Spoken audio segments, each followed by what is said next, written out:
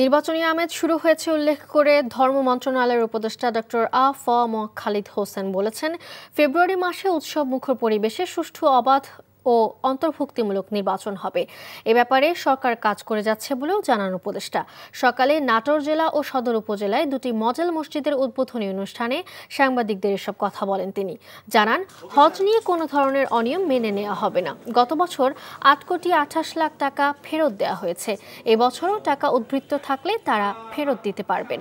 এ নিয়ে কেউ কোনো অনিয়ম করার চেষ্টা করলে ব্যবস্থা নেওয়া হবে বলে জানান ধর্ম উপদেষ্টা।